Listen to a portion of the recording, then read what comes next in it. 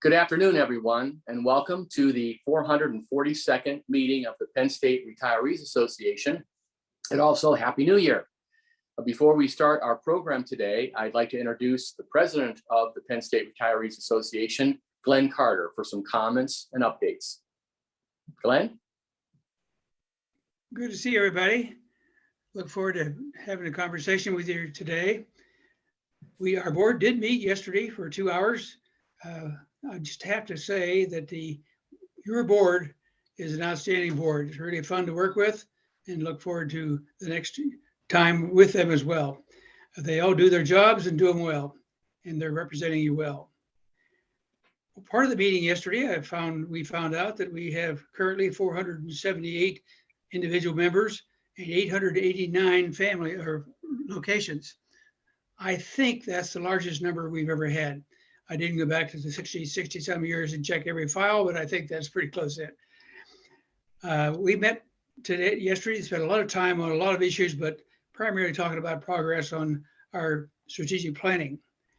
We're making progress, but not where we want to be.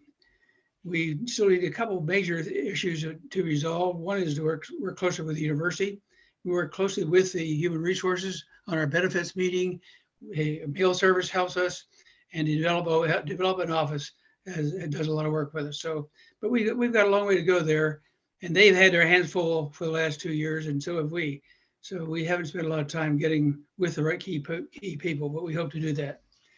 The other issue, which I think is still outstanding, is finding volunteers to fill out some of our committees. We need some help in people who are willing to put together programs, help with preparation, writing, and so forth. And we really appreciate anybody who expressed interest. We do have a goal this coming year. We've met almost virtually for the last 2 years.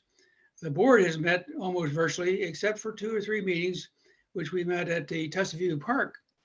We had a good time over there. People would go by and look who this bunch of old folks spending their time out here in the open. I thought about having it yesterday, but I thought it was just a little bit too cold. So we decided not to have it yesterday outside. We do have a goal of meeting live in our May annual meeting. The date is set tentatively for May 19th. We haven't set the location yet, but we hope if all things go right, we can have a live meeting. As part of that, however, we had a good success last year in our election being done electronically. So we think to get more people involved in the election process and also to streamline the meeting in May, we probably are going to do the election. We have this coming year for beginning, people will begin to work July 1st. We'll probably be doing that electronically. That's all I have, Chris, and I think we look forward to the program and look forward to seeing all you folks live one of these days. Thank you. Thank you, Glenn. A couple of housekeeping announcements just to remind folks that if you'd like to ask a question, depending upon the device that you're on, there's usually a little question and answer button or question button somewhere on the device. And you simply would push that and then you would type in your question. Your question will go into a queue and our presenter will address your questions at the end of the presentation. Also ask for the people that are panelists, if you're not communicating, to please put your microphone on mute. Faye Chadwell was appointed the Dean of University Libraries and Scholarly Communications on March 1st, 2021. Prior to this appointment, she had served as the Donald and Delpha Campbell University Librarian at Oregon State University and held positions at the University of Oregon Libraries, as well as the University of South Carolina in Columbia. Dean Chadwell holds a BA and MA in English from Appalachian State University in Boone, North Carolina, and an MLS from the University of Illinois at Urbana-Champaign. Dean Chadwell's professional associations have spanned several divisions within the American Library Association, and presently she is on the Association of College and Research Libraries Board of Directors, having been elected to that position in 2018. With more than 500 full-time faculty and staff, Dean Chadwell leads the university libraries, the Penn State University Press, media technology support services, and the University Records Management Program. She provides direction and leadership in advancing the university library's strategic plan and the library's global reputation as a top research library. It is my pleasure to introduce to you Dean Faye Chadwell.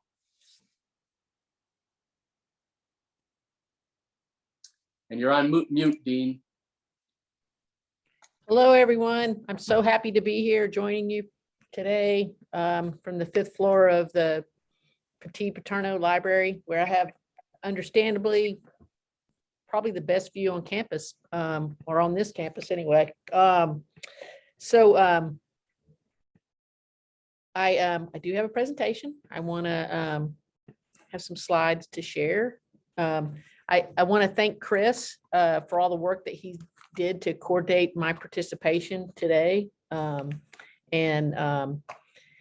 He told me that he really thought it would be worthwhile to share with you some about what's happening in the library, what's going to happen in the future. And I'm kind of framing that around what's new, what's planned, and how retirees Penn State can be involved with the library.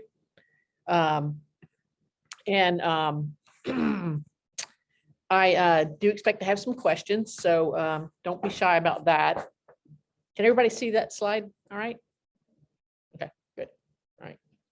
So obviously, one of the things that's new at Penn State, besides the new dean, is and several folks were talking about this, is that we're nearly 2 years into dealing with COVID.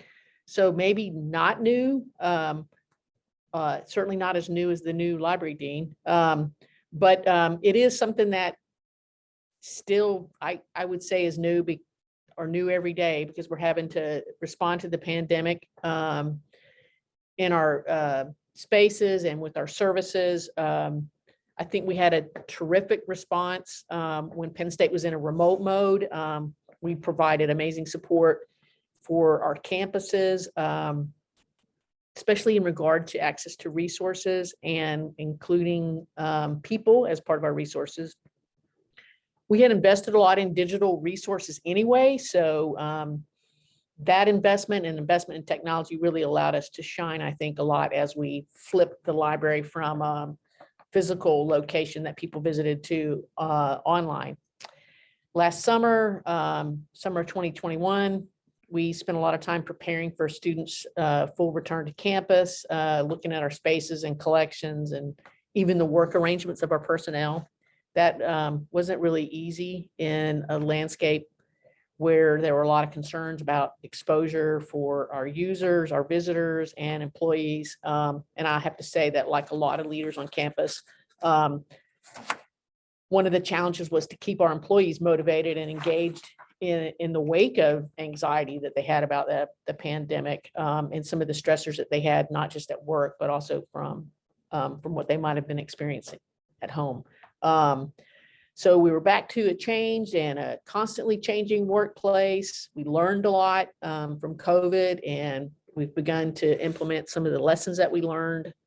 For instance, I'm one of the deans that has employees across the Commonwealth because of the 20 plus libraries within our system. And one of the things we learned is that our Commonwealth campus employees actually felt much more included when we did Zoom meetings. So we've really just made the decision that all of our meetings will be Zoom unless it's something that's particular to University Park or to a Commonwealth campus. And we've also been working a lot to be sure and support our employees who can work more hybrid work arrangements.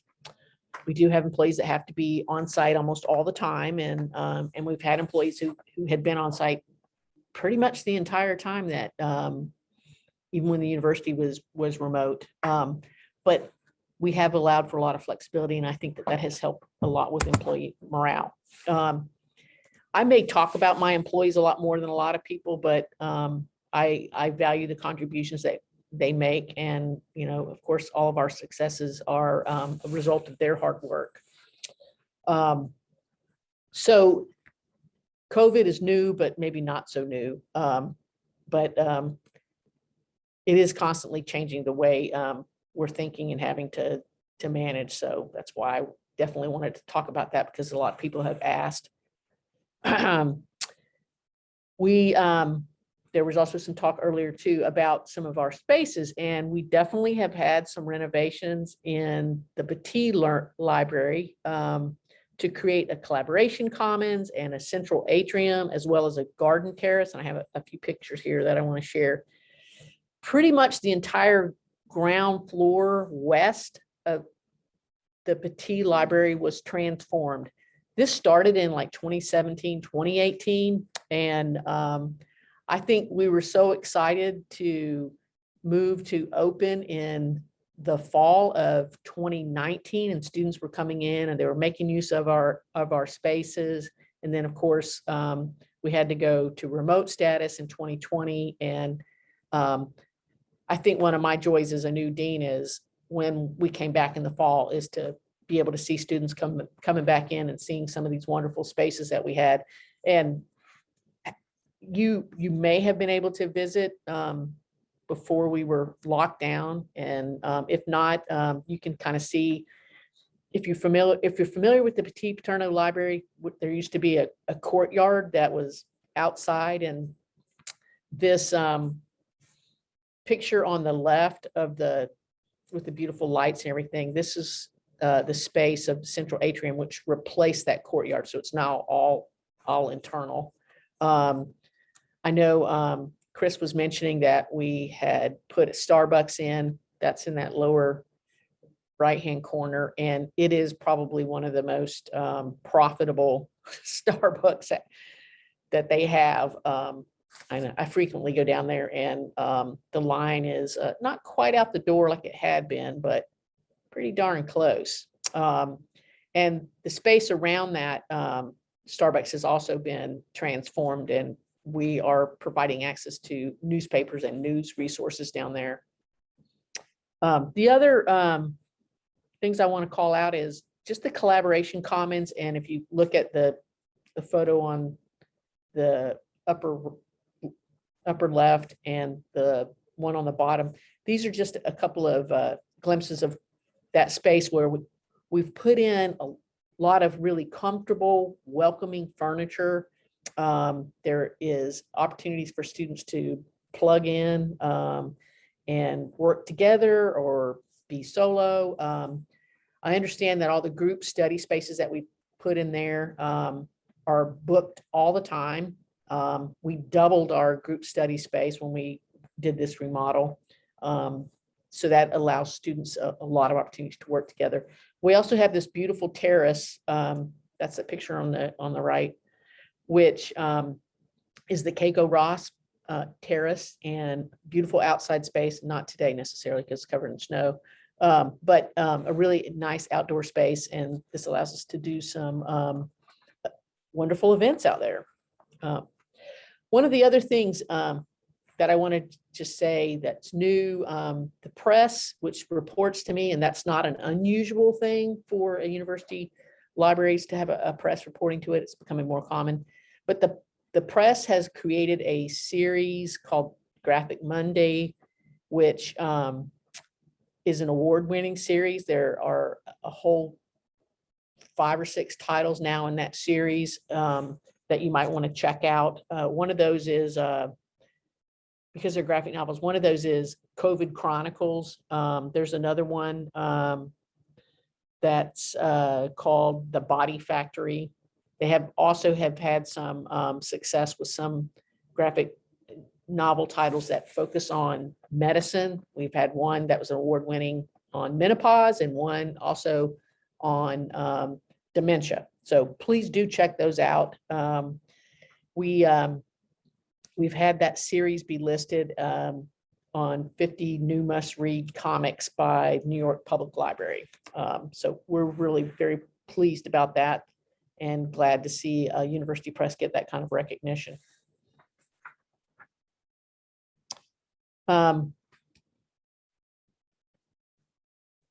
As a leader, I'm somebody that I don't feel like I want to shy away from things that are difficult to talk to people about. And I know that this group has had some concerns about access to online resources at Penn State libraries. And so I wasn't going to shy away from talking about that because this is new and it does have impact on this group. So I wanted to talk a little bit about that, and I'm sure you may have some questions. On May 11th of 2021, the library, in partnership with Campus IT, moved to change our authentication and authorization scripts for logging in. And this resulted in the loss of access to our databases for retirees. To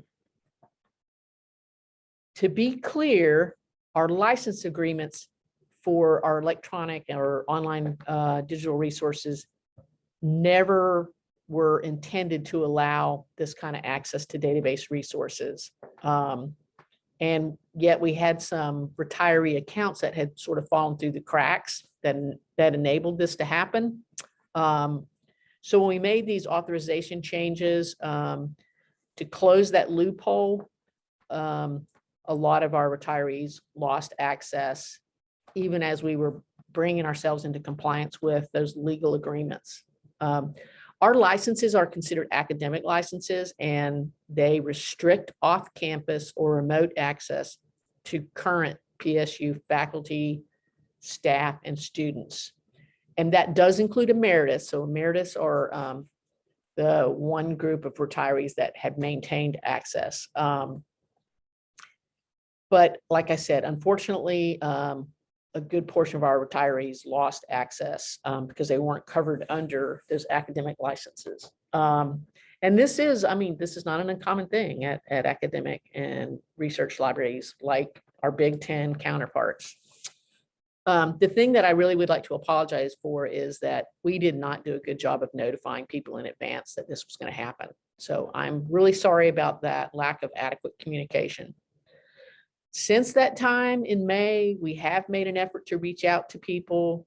I've heard directly from several retirees. I've heard from the Senate List Committee, which is the committee that advises me and the CIO on library and technology issues. I have tried to emphasize that retirees continue to enjoy a lot of library benefits. Retirees can still request journal articles and books and other materials through our interlibrary loan. They can search for books that are held by our Big Ten partner libraries through uBorrow, and also other Pennsylvania libraries through the PALC EZ Borrow. And I can be sure to get all this to Chris to be sure that you get access to this information. But anyway, I've told people that if you join the Alumni Association, you can get access to a series of databases through that Alumni Association. It's not free access, but it is access, and there is a list of databases that we now have provided on our website so people can see what's offered there. And I encourage all retirees and our community borrowers to take advantage of public libraries, because in partnership with them, all public library card holders have access to the Pennsylvania Power Library, which has also another suite of databases, some things that we wouldn't even offer at Penn State libraries. But that is another way of getting access to a suite of databases. You just have to have that library card. So I want to just say that to counter these kind of restrictions, libraries like Penn State have done, have moved to trying to provide short-term accounts. And this is something that we are interested in doing. We had these accounts that we called STAR accounts, but we had suspended those during the pandemic. And now we're substituting in what we're calling limited PSU accounts. And two library units, our strategic technology and our lending services, have really looked into this, and they determined that these limited access accounts can be used by Penn State retirees to access our databases when somebody's on site on a Penn State University library, on a Penn State University campus. And that when somebody retires, an individual's regular PSU account is going to be migrated to this limited account. So I just want to say that there is a way to get access to our databases. It's just not what we would call remote access. So you can't do it from your home, but you can come to our library space and get access to those databases. Most of those databases. There still are a couple that don't even allow non-Penn State employees to get access, but that's a limited number. So here's one thing where you can help us. My colleagues have tested this approach with these various limited accounts, but they haven't actually tested it with a real live actual retiree. So given the fact that I was asked about things that this group could do to help us or to volunteer for, I really would love it if you would contact me or contact Chris Holabar and volunteer to maybe participate in a test so that we can be sure that these are working the way they should. And you'll get my email at the end, and I can send along Chris's too. So again, I want to apologize that we had that gaffe back in the spring, but tell you that we are doing everything we can to be sure that Penn State retirees have as much access to our resources as our licensing agreements and our capacity allow us to provide to you. I don't know, are there questions at all? Let's see. All right.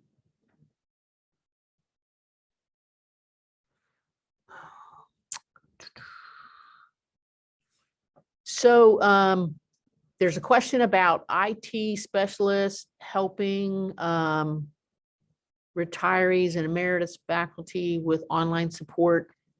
So if that has to do with access to any of our materials or resources, then yes, we do. But if it's other types of support for just using computers, that's something that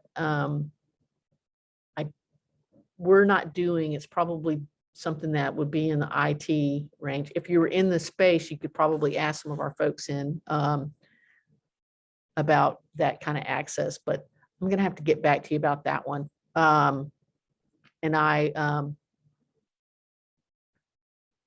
also had the question about my biggest surprise. Oh, my biggest surprise as a dean has to be the level of support that I get for doing development and fundraising.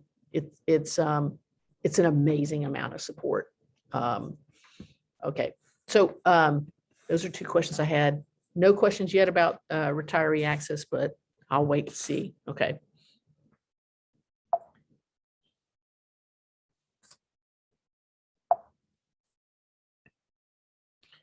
Oops.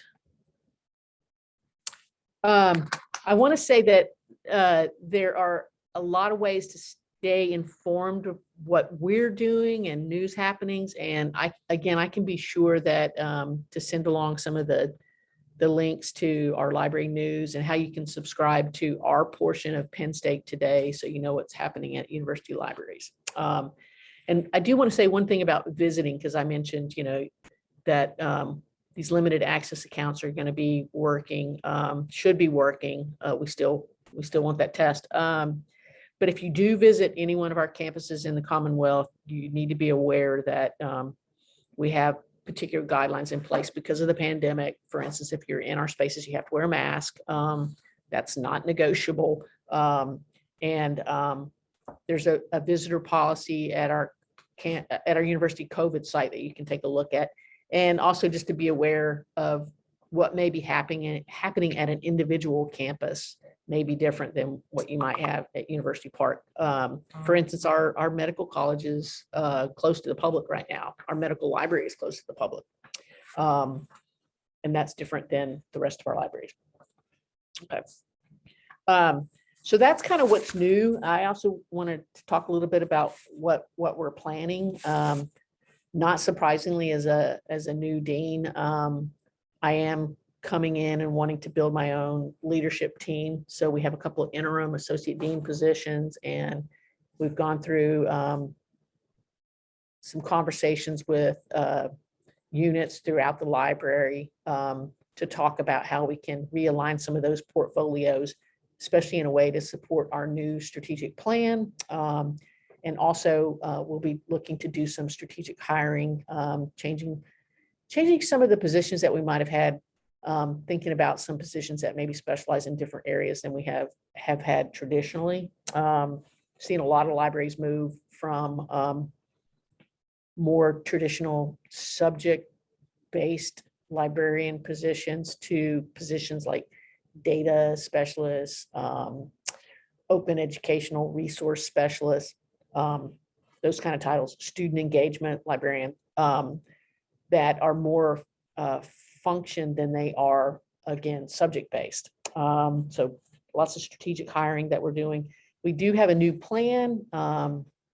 We have lots of strategic priorities. I would never submit you to the minutia of a strategic plan like we have at Penn State. That may be another surprise, how we do strategic planning here. But I would kind of tell you that the things that are priorities for me as the dean of libraries is that looking ahead, we will work to, first of all, align ourselves and create priorities that help us contribute to some of the challenges that higher ed has or that the university faces. For instance, we know that the research environment has become more competitive, more interdisciplinary. And by competitive, I mean that grant monies are it's more competitive for grant money.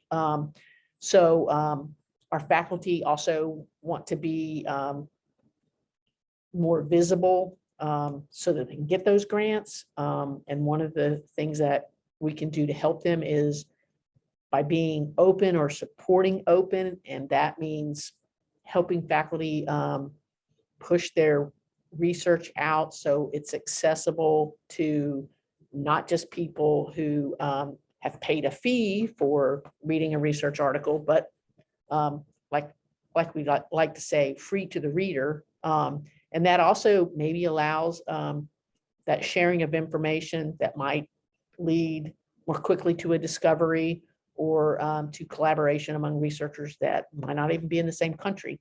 That accessibility piece, it is about access to resources, but it's also about creating spaces and an environment, including an online environment that is accessible in that if you have reading or, if you have visual or hearing challenges, or if you have physical challenges, that our spaces are accessible and usable. That's really very important for us.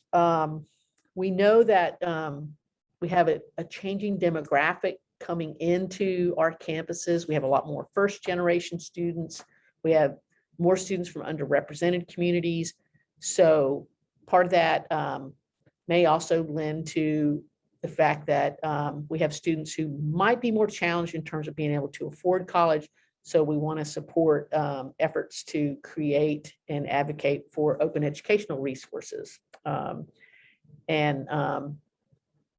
Because of those changing demographics and also students getting out of college and wanting to be more competitive in the job market, we want to create some engaging experiences, some experiential learning opportunities through our internship program where students are engaged with us or they're engaged as part of a class. And I can talk a little bit more about some of our internship programs if you're interested in hearing more about that.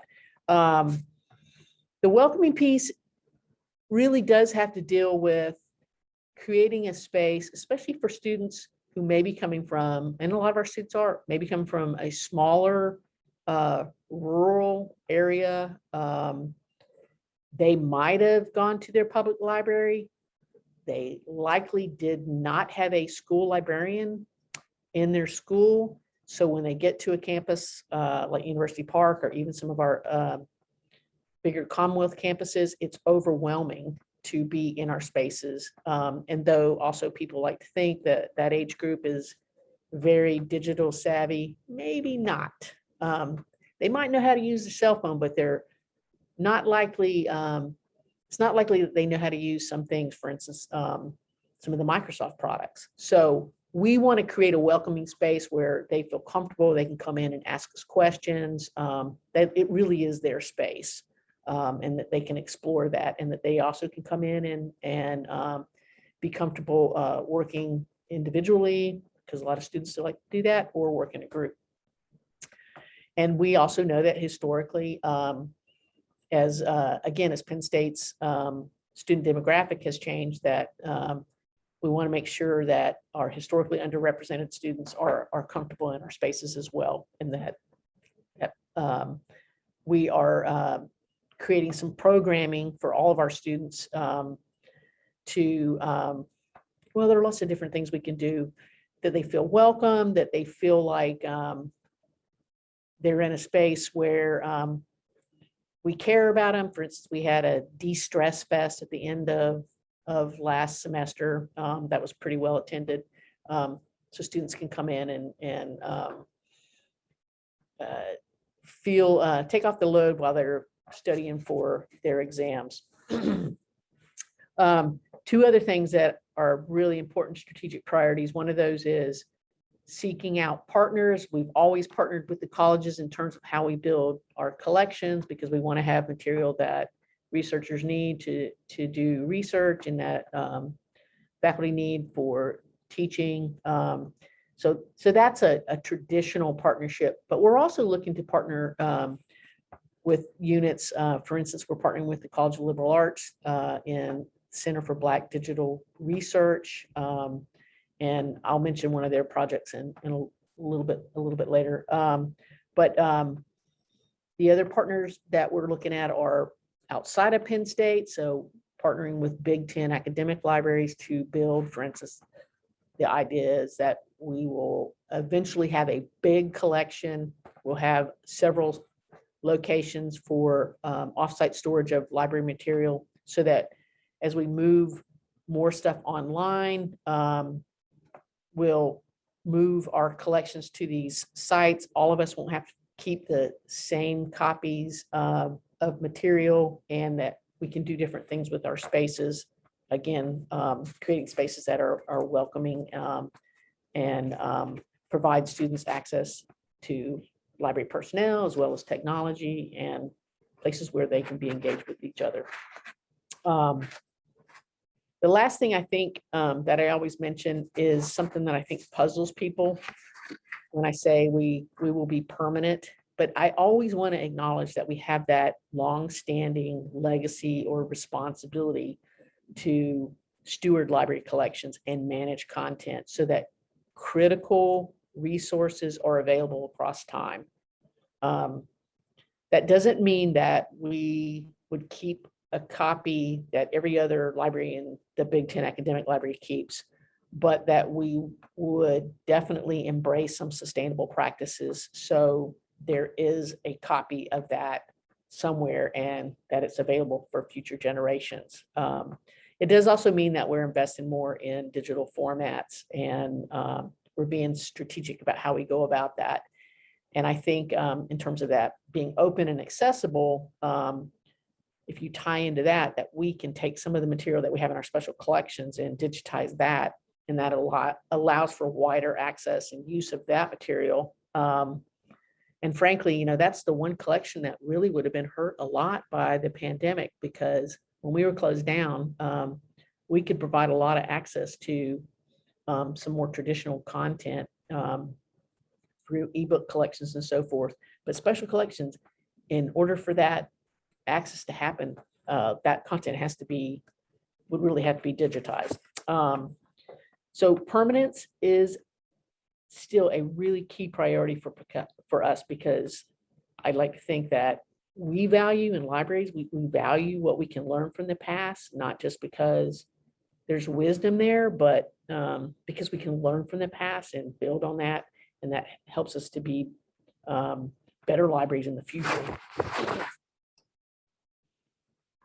The last thing that I want to say, just, what we're planning is we're going to be closing our campaign out and looking ahead to the next campaign, emphasizing those priorities that I just kind of talked about.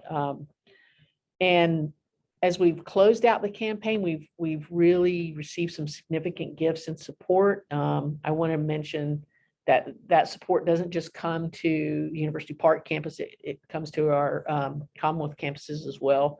For instance, we had a really lovely estate gift that came to us that supported the Penn State Harrisburg Library. And not long after that, we had another anonymous gift to name that library after recently retired Senior VP and Chancellor for Commonwealth Campuses, Madeline Haynes. So that was a tremendous, two tremendous gifts that supported our Commonwealth campuses. We had another $100,000 gift to the press that set up their internship program. We had always had an internship program, but those interns were not paid. And so this allows us to provide paid internships to press interns. We had some really terrific support through Giving Tuesday. Some of you may be familiar with that. We had two central campaigns out of the library and the press. One was to support open and affordable educational resources. That was so successful. We were second in terms of amount of money raised. We raised $40,000 for that effort. Our supporters did, and that has allowed us, or will allow us, to expand that program to some of our Commonwealth campuses. And then, like I said, we had a lot of success with that big gift to the press for the internships, but in Giving Tuesday, we raised another $25,000 for internships. And our press interns are amazing. They go on to have some really successful careers within the publishing industry. And if not in the publishing industry, they've learned a lot through that internship that they can take to whatever their career is.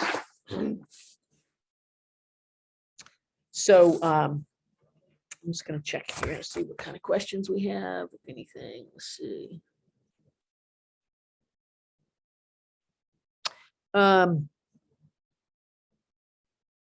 Beverly has asked again about IT specialists in the library. I'm not saying that that's no longer available. I'm saying that I'm not really sure if who that is, if it's actually a library employee or IT specialist.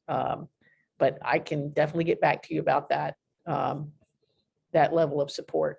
I promise to get back to you, okay? Oops. Okay. So the question was about how Penn State retirees can get involved. One way is come and join us for some of our events. We have a lot of things going on all the time. We have a great event coming up. We're one of 50 libraries that was selected to participate in this traveling exhibition, Americans in the Holocaust. It was a selection done by the United States Holocaust Memorial Museum. This exhibit is going to be in the Petit Library. It'll run from January 28th to March 11th. Our external relations assistant, Wendy Keeler, is doing a terrific job organizing and managing tours. So if that's something that you're interested in, you might check out the website for that. We also are launching the Penn State Press Virtual Author Series. So you don't have to come. You can join one of several sessions that we have with our authors. You can get to know some of my colleagues in Penn State Press, as well as the authors. And I've provided the link there so you can sign up for that. We do have opportunities to volunteer. Some of our volunteering on site is a little more complicated because of the requirements and trying to determine what a volunteer may have to have in place if it's different from our visitor policy. I don't think it is. I mean, you'd have to follow the mask mandate.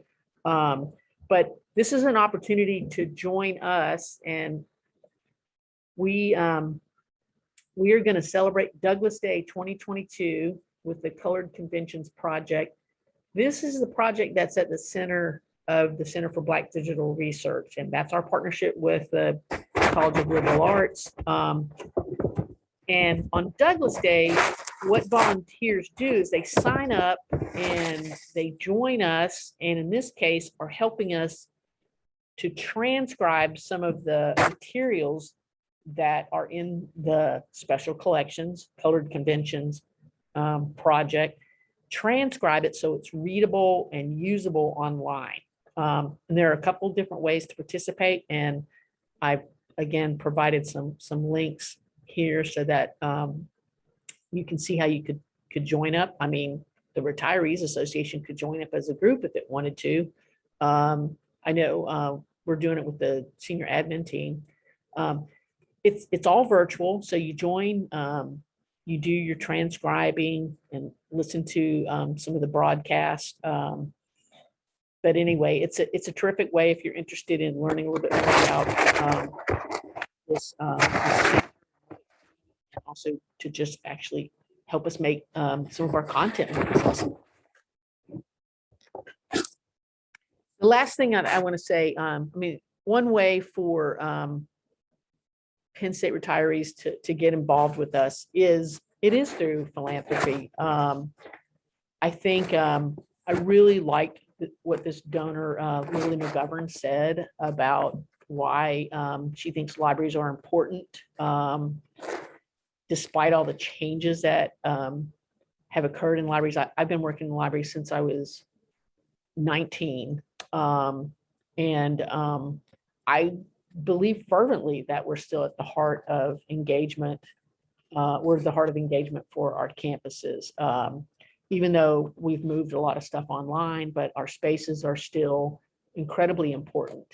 And even though we could, during a pandemic, provide access to a lot of things, it was not the same as being in the building. So our spaces continue to be important as well. And then there's all the new stuff that we can provide, like introducing students to new technology, including those digital millennials that people don't know everything about there is to know about technology. But anyway, I'm really, really hopeful that maybe you might consider coming and joining one of our donor communities. And that is a way to learn more about who we are, to explore the many layers of the library, get to know some of our people, and get to know some library supporters, and hear some of the stories about what we're doing. Like, for instance, our recent hire in terms of open and affordable educational resources, all the wonderful work Christina Murphy has done at our Penn State Abington campus to connect students through a course on early English literature. They were actually transcribing and creating publications, but they were also learning about that content. And this was a terrific experience that these students had in a course, not just an internship, but the entire course. So just learning more about those kind of possibilities and what we do to engage students, and the impact that we have, especially through student internship programs. And I'm just going to mention a couple of key contacts. Obviously, I try to make myself very accessible. You can contact me if you have questions, or you wanted to follow up with some things. We have information. Oh, sorry about that. You can contact folks in the library dean office as well as some of our folks in development. And I'm going to be quiet and see what kind of questions people might have. Okay. But I thank you for the opportunity to chat with you. Thank you, Dean Chadwell. There's a question here from Alan. Yes, Dean Chadwell, apparently as one of the co-hosts, I can't ask three written questions. But in light of the increasing availability of many, many journals, both new issues and also historical issues back through the decades, are you still obtaining hard copy issues of many of the research journals and other books? And of the ones that you've had as legacy from over the years, are they still being maintained at Petit? So most libraries have moved away from, have moved their subscriptions from print subscriptions to electronic and not doing both. A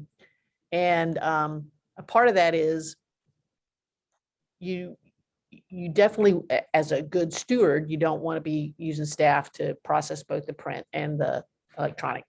And especially in a university like Penn State, where we have really strong STEM, a lot of those research they want access. And most of our journals are going to be, most of our journals, not all of them, are going to be STEM titles.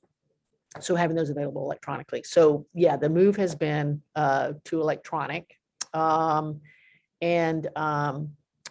are keeping some print on site. But the goal long-term is, like I said, to collaborate with some of the other larger research libraries to have, if you want to call it, a distributed print repositories. So all of us are not keeping the same print journal runs at every campus. You know, if I talk to some of my peers, we're not likely to be able to consider building an entirely new library to house materials. And increasingly, you know, I mean, when I was early in my career and I went to University of Illinois, Illinois had 40 branch libraries.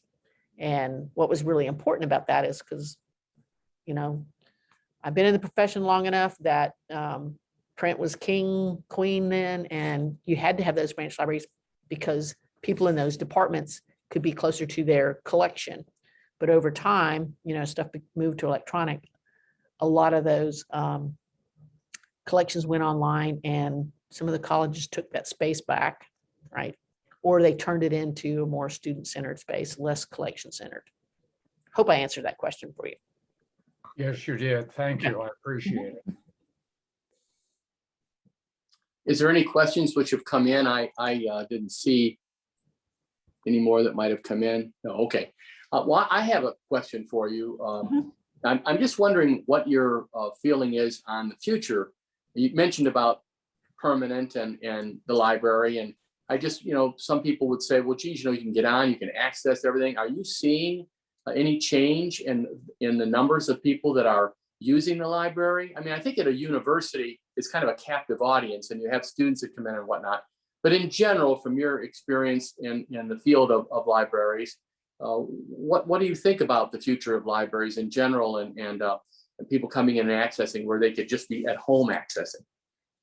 So I think that the folks coming into our spaces are doing different things because they're not coming in and browsing, you know, collections. Although when we think about how we transform collections, and this is something, you know, I'd love to give some consideration to once we get past some of the other challenges we have, but to think about how I'm going to use the word curate our collections in a way. Because, you know, if you go into stacks like Penn State, it's just like row after row, and you can browse those. But if we are more selective about what we have in our space, can we curate that in a different way that maybe makes it more like a bookstore, right? So that it's more consumable, easier to browse and get a sense of for those things that have to be on site. Okay, so that's looking forward, kind of, I hope a little visionary, but where I see changes in who's coming, we're seeing more students and less faculty. I just don't think faculty are coming to university and academic libraries like they did in the past, because we can provide so much content at their desktop, and that's what they want. Not every discipline, but a lot of the disciplines. So if we have faculty over here, it's because of part of those partnerships. They're coming over here, they're asking us questions about their data, or they're coming over here because they're engaged with our special collections librarians because of some presentation or co-teaching courses. I hope that addressed that, Chris. And then you, go ahead. Did you have something else you were going to add? Well, I've really hammered a lot like on engagement. I'm really want to know what is our capacity for engaging with students, either through internships or through scholarships, or doing that through some of what we might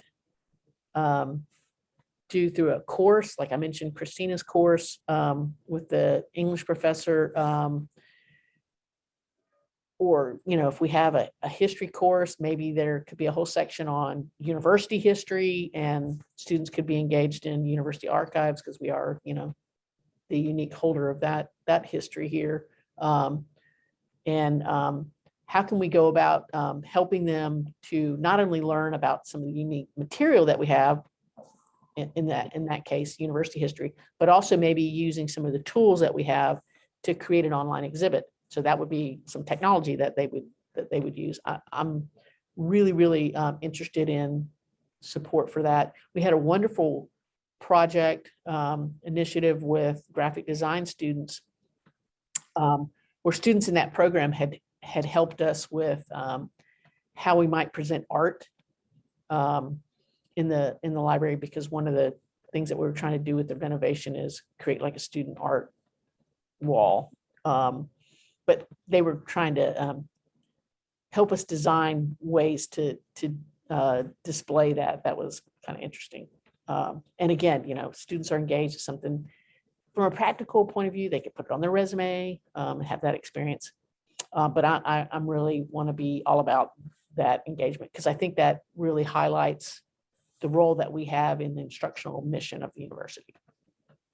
And then you mentioned about activities and programs that retirees can come in and take advantage of in the library or online. Now, is the links that you provided that people can sign up for that then, and will they get notified, or you have to go on your website to see what's going on in the library? You could probably find those things that I mentioned on our news site. And like I said, I can share those with you. The donor communities, which are evolving. We had these donor communities, or you could say people who were considering being a donor could come and hear a story. It would have been a librarian or maybe one of our student interns talking about a project. They were really themed based, but we're sort of evolving into more discovery hours, I think is what we're calling them. Those are things that folks would definitely have to sign up for and express some interest to me or to Bob or Wendy or Sarah if they were interested in that, because we do try to limit that to a smaller group because it's a little more intimate. But the other events, yeah, I can definitely make sure all the stuff about library news and those other events that I mentioned are available.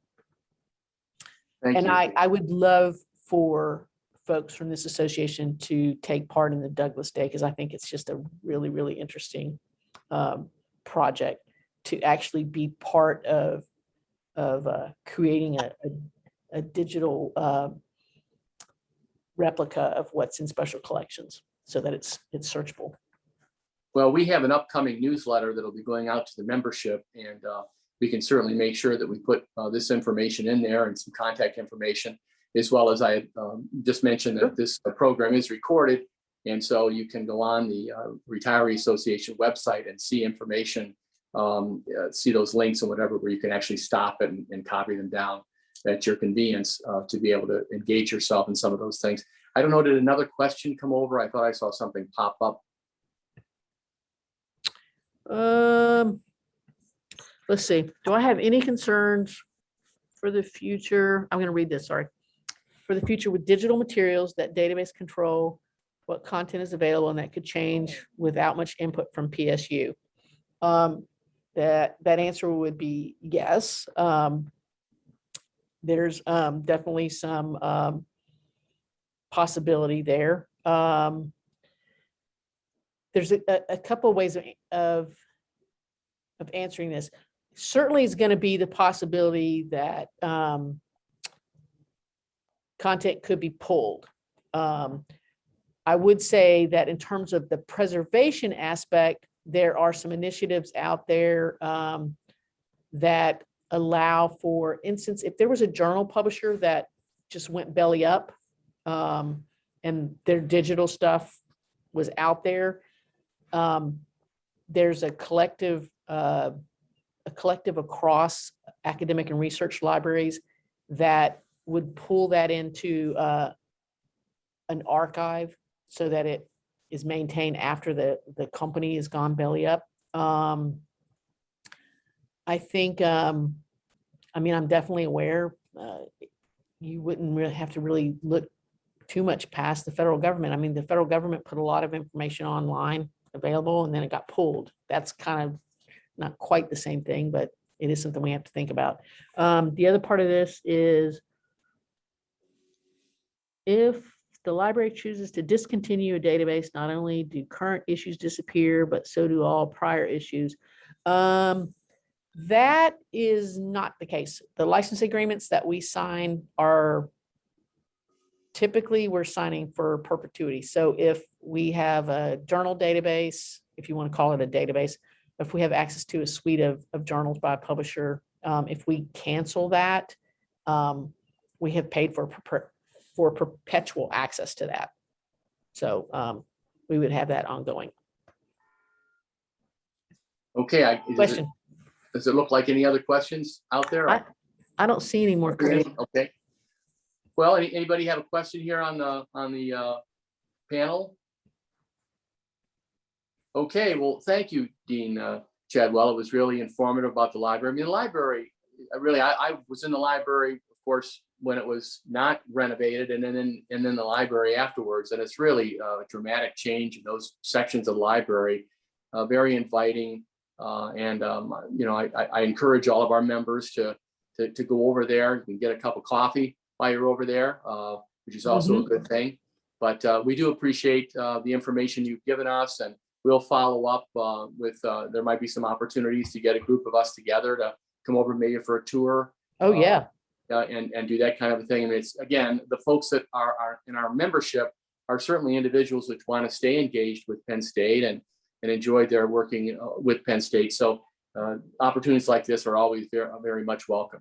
So thank you again for your time and for the presentation. And we wish you the best in the future of the library and in your strategic planning efforts. Okay. Thank you so much, Chris. And thanks everybody for showing up today. I appreciate the opportunity. Be safe, be well, everybody. Thank you. I just wanted to mention that our next program is going to be on March 17th. You'll be getting information that will be coming out soon. We're just working on finalizing some logistics for that. And then, of course, we have some other, our annual meeting, our benefits meeting, of course, coming up, our business meeting coming up, and there's some other opportunities for some programs as well. Again, this is recorded, so you can go to the website to view this. And we, if there's anything else for the good of the order from anyone who might be able to say anything. If not, we certainly hope you have a good day. It's going to get really cold, at least here in Happy Valley. So people try to stay warm. And thank you again for your participation. And it's a wrap.